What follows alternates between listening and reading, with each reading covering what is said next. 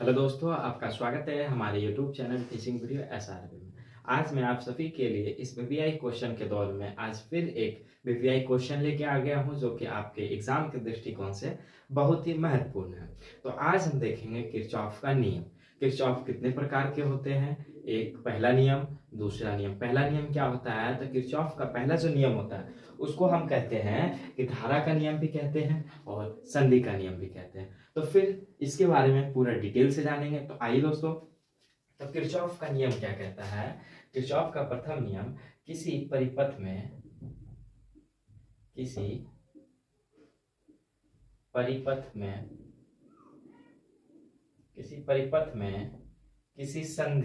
संधि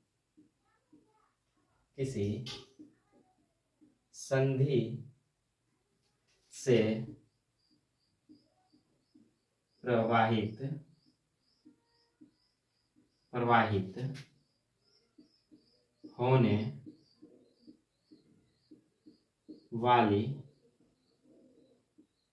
होने वाली समस्त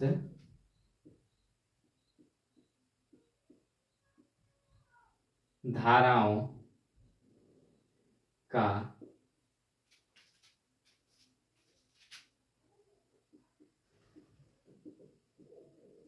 बीजगणितीय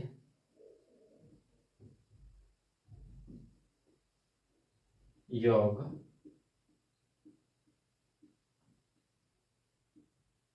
शून्य होगा। क्या होगा कि किसी परिपथ में किसी संधि से प्रवाहित होने वाली समस्त धाराओं का बीजगणितीय योग क्या होगा, तो शून्य होगा। ठीक है, यानी sigma I equal to 0। Sigma I equal to क्या हो गया, 0 हो गया। आई क्या बताता, आई धारा को बताता है। और सिग्मा जो है, सिग्मा क्या बताता है, ये बीजगणितीय बताता है। क्या बताता है, बीजगणितीय योग।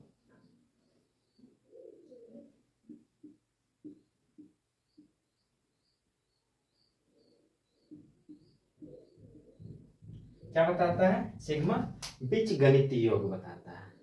तो जैसे कि हम एक संधि ले लेंगे, क्या ले लेंगे, एक संधि ले लेंगे। इससे क्या हो रही है, धारा आ रही है, जा रही है। ठीक है दोस्तों, धारा आ रही है और धारा जा रही है।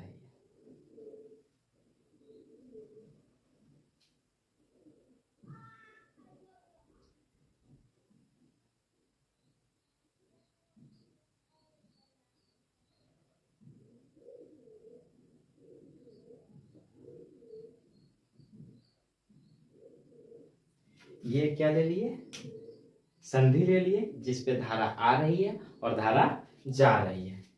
इसको हम लिखेंगे I1।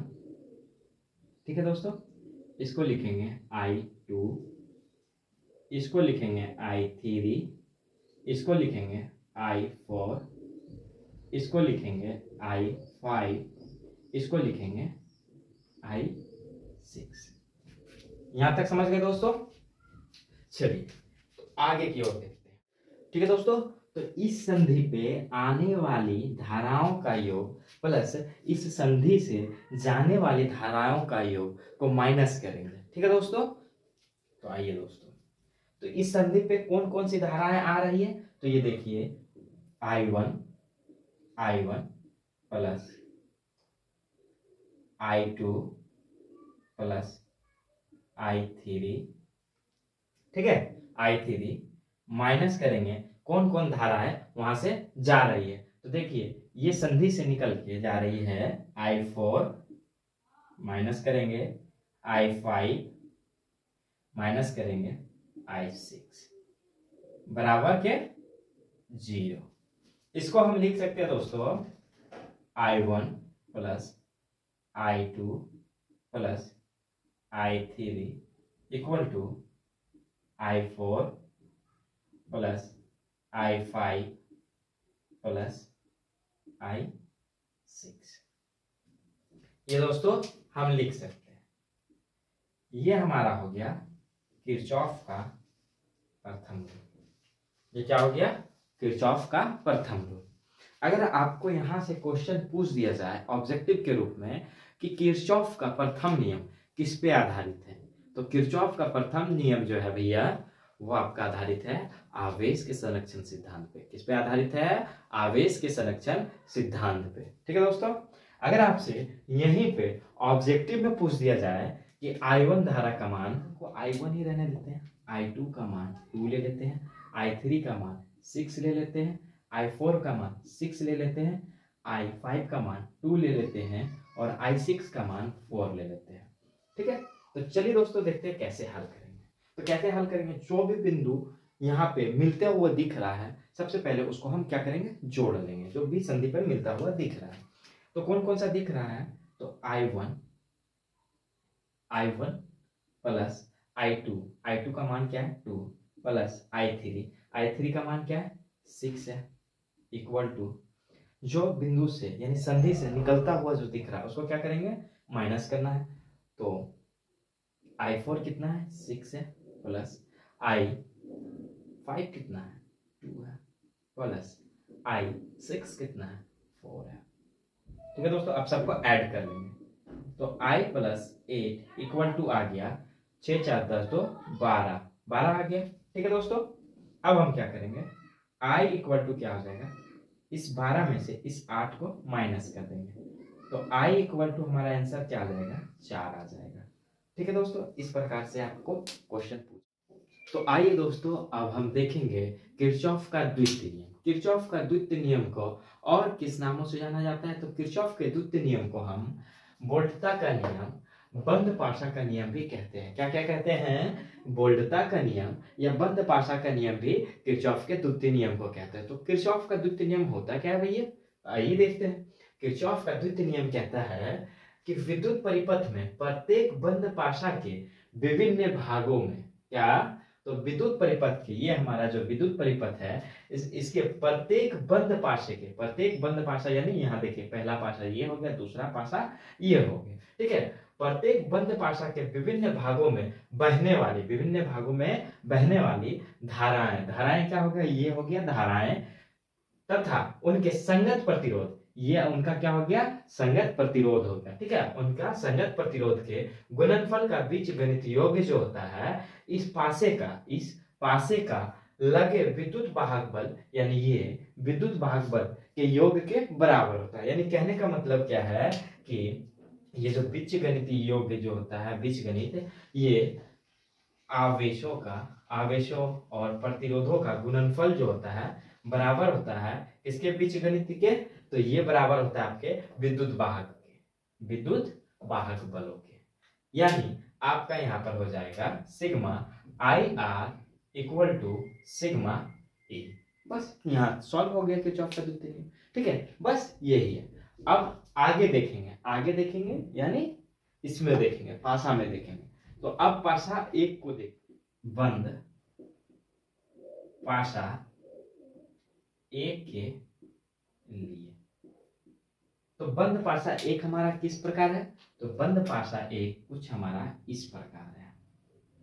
इधर से आवेश जा रहा है, ये ऐसे जा रहा है, ये नीचे की ओर जा रहा है, यहां से ऐसे जा रहा है, लेकिन ये इधर ना जाके ये किधर जा रहा है?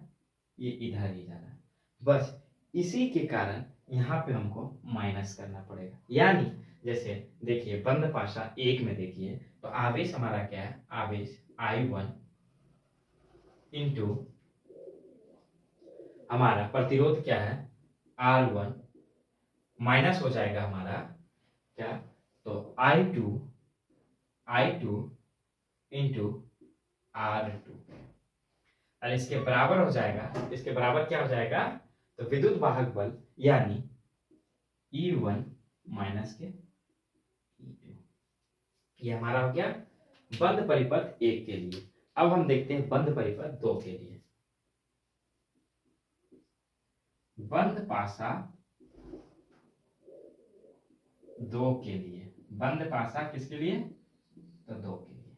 तो बंद पासा दो हमारा किस प्रकार है? तो बंद पासा दो इस प्रकार है कि ये इधर से इधर की ओर जा रहा है, तो यहाँ क्या यूज हो जाएगा, तो बंद भाषा 2 में हमारा प्लस यूज हो जाएगा। क्या हो जाएगा, प्लस यूज हो जाएगा। तो ले लेंगे आवेश I2 इंटू R2 माइनस के आवेश I3 इंटू के R3 equal to E2। E3 है कहीं पे, E3 नहीं है, E1 है, E2 है, तो इसीलिए E2 यहाँ हो जाएगा। अब इसी को हम कैसे लिख सकते हैं, इसी को लिख सकते हैं I2 इंटू R2 प्लस के, सॉरी यहाँ माइनस हो गया, प्लस के I3 इंटू R3। लेकिन I3 की जगह पे हम क्या लिख सकते हैं, I3 की जगह पे क्या लिख सकते हैं, I1 प्लस I2 लिख सकते हैं, I1 प्लस I2, क्योंकि यहीं पे जॉइंट है, यहीं पे क्या है, यहीं पे जॉइंट है। तो I1 plus I2 into R3 equal to E2। बस ये हमारा हो गया किरचॉफ का द्वितीय नियम। ये हमारा क्या हो गया, किरचॉफ का द्वितीय नियम।